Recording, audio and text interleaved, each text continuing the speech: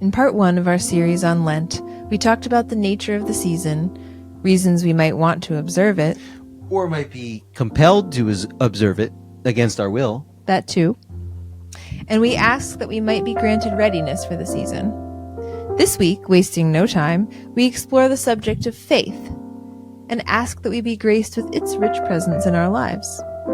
If last week in readiness comprised our intro, we begin the real heart of our journey in earnest with the addition of faith. Which really sounds pretty great, and I bet everyone out there is just as convinced as I am. But, like, WTF really is it? Not the easiest nut to crack. People out there will also say all kinds of things about it, which makes it even more difficult. And a lot of these things are either incomplete or otherwise entirely unhelpful. Here's a good one. Back in my briefly misspent youth, I spent some time swimming around in the atheist world of podcasts and message boards, and religious people would sometimes say the most baffling and ridiculous things and then insist that they'd caught us in some kind of rational bear trap. Like they'd say stuff like, "You have faith that the sun will come up again tomorrow, so you actually have faith after all. See? Game, set, match, and checkmate, atheists." That's really what they would say? Mm-hmm. Well, I mean, like, that's just... Look, like, believing that the sun will rise again, that's just making, like, a reasonable assumption based on very basic, very well-known things about the way that, like, this world works, right? Like, that's not faith. Like, that's just, like, probability, you know? It's like, we all would agree, I guess, that it's possible that the sun has set for the last time and it will not rise tomorrow, but everything that we know suggests that it's very unlikely. You know, the basic pattern recognition that is available to animals is capable of this kind of reasoning. So, I'm sure there are plenty of sincere believing Christians who could have a much heartier and more complex discussion around this subject. They just weren't the ones I remember from the message boards and the call-in shows. All the good theologians attack the atheists on other message boards, I guess. Good a guess as any. But to that point, though, you know, something that we hear often as a definition of faith, both from people of faith and from so-called non-believers, is that faith is belief in things that we cannot see. And I kind of hate that. Like, we can't use that as our definition of faith. No, and not really so much because it's inaccurate, but because it's incomplete. It's inexact. It's so simplistic as to be childish. Like, it avoids all the good stuff. Like, that's, you know, and that's not to say that that's the only way that you can go wrong in apprehending faith, right? I mean, there's certainly adult ways, complex ways, potentially, we might describe them as, that faith exhibits itself through that we would call negative. Like, that's where things like martyrdom come into play. And, you know, I'm pretty sure that martyrdom is something that we're not here to promote. No, I feel very comfortable saying that I don't want to possess or promote anything to kill or die for when discussing faith. It's nice, John Lennon, that you slipped in there. Not a man of faith. No, not really. But we wouldn't bother talking about faith at all if we didn't believe that there exists, or at least can exist if we bring it into being ourselves, a healthy, attainable, and grown-up form of it. And what might that look like? The bad news for my younger self, and perhaps some of you out there, is that even the best forms of faith are probably inaccessible to anyone rooted in a strict materialist view of the world. It doesn't have to be Richard Dawkins branded atheism either. If you dismiss the existence of anything that can't be scientifically proven or measured or exists physically in some way, you won't get very far with this. You have to let go of too much. Yeah, it's probably not going to work. And, you know, frankly, that's probably not that bad of news to most, you know, people of this ilk. I think that those folks probably don't want to have faith. They probably don't care that they are allegedly cut off from this thing that they don't want to have. So it's cool. We're not trying to convert any materialists here, at least those who are happy in their materialism. Yeah, it's totally cool. We could always be wrong and they could be right. And we don't mind that any more than they'd mind being excluded from the experience of faith. But we're not in that camp. We speak a different language, and we feel it's reasonable to assume that most of you are not in that camp either. There's probably not a lot about St. Brendan's astrolabe that appeals to people uninterested in exploring or even directly meeting something more. And in a sense, this is where we see the child's definition of belief in things we cannot see can't be dismissed altogether, because believing in nothing you can't see ultimately does preclude participation in faith. All right, I concede. But at this point, if nothing else, we've got a decent handle on what faith is not, right? Or what faith almost is, right? But incompletely. But as for what it is, though, which is kind of the heart of the matter, most commonly, of course, when we hear the word faith, right?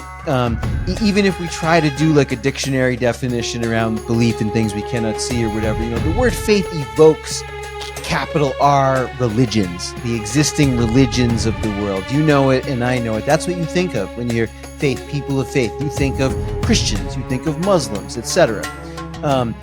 Now, of course, many people in the world, whether you like it or not, whether they were born into their tradition or, many more also were converted or made a decision at some point in their life to follow a particular tradition. For many people in this world, this works. Yes, some of them might be misguided, etc. Some of them might be malevolent, but there's plenty of sincere ones out there. There's plenty of people of faith, people of the religions who are sincere, who are filled with goodwill and grace and charity. They're all over the place. And like I said, this works for them. But it is important, though, to make a distinction here, that when we're talking about faith as expressed through the religions, I would argue that the phenomenon of faith, and here I'm diverging from what we might think of typically as faith. The actual phenomenon in the world of this faith is not in the rules. It's not in the little, like, we believe this, not this, the creeds and all this stuff. And frankly, as I'm sure many of you know, most of those things are debated hotly within those religions themselves. It's very difficult, in fact, in a lot of cases, to precisely narrow those things down. But the expression of faith, it comes out in those traditional things. It comes out in the meat of it all is those broad strokes, the rituals, most importantly though, the worldview, the framework, the narrative and the lens with which the world around us is seen, the story that you see yourself a part of.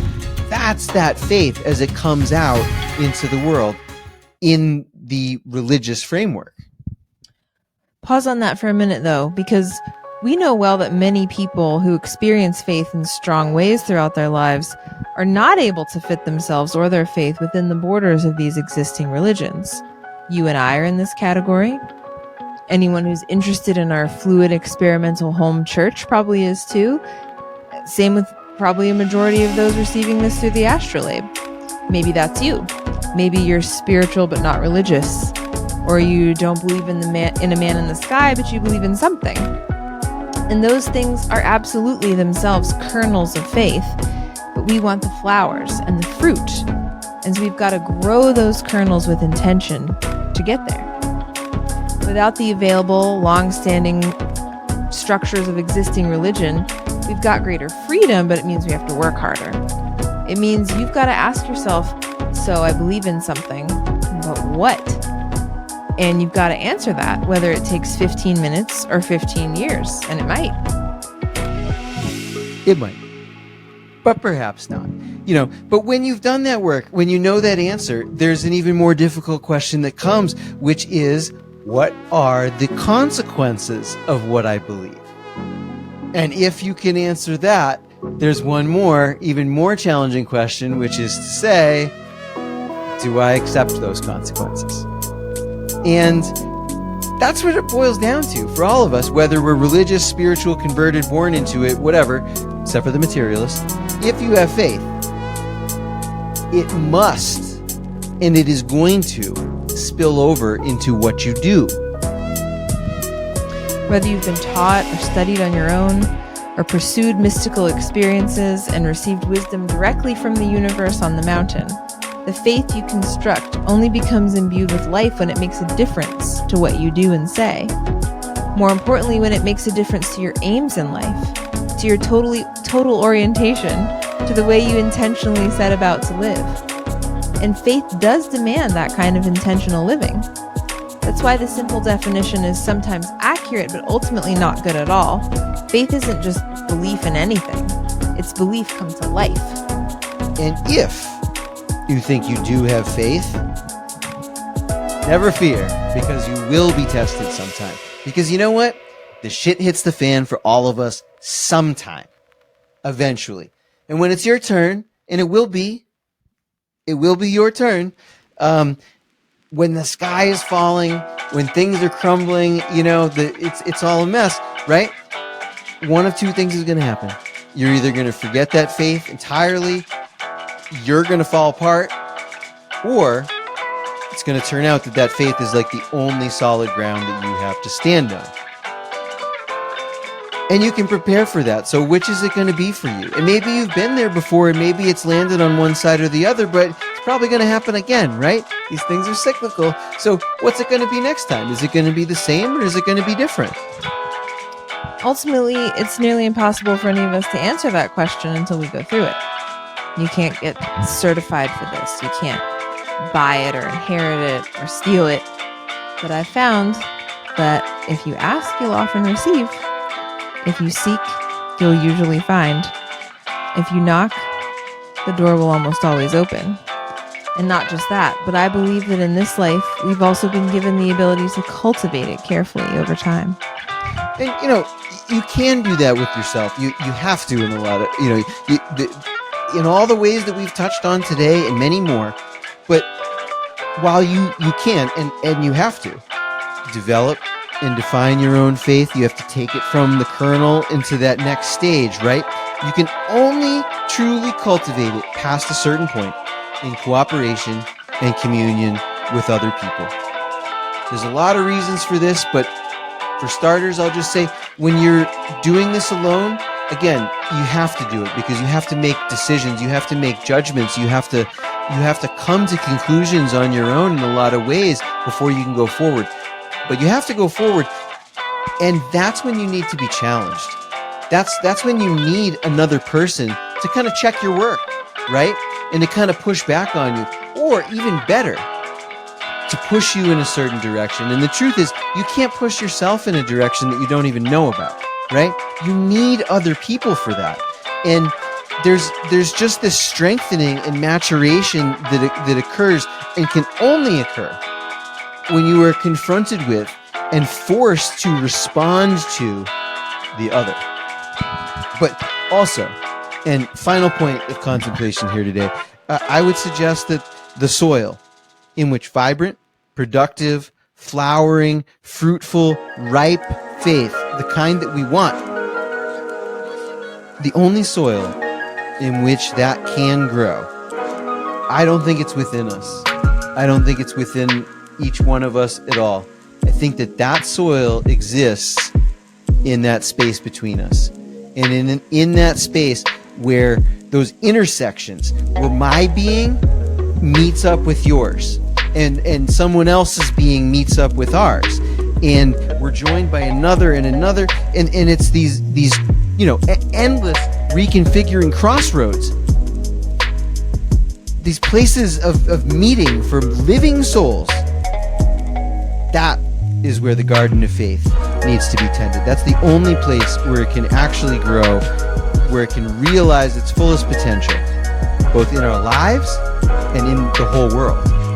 And that's why it matters to quote unquote find the others. That's why that's important. That's why we hold our church services on Sunday. That's why we decided to start sending out this email, because you can't do it alone. And toward that end, join us on Sunday if you're local, 10:30 a.m. in Peterborough, address found above in the email.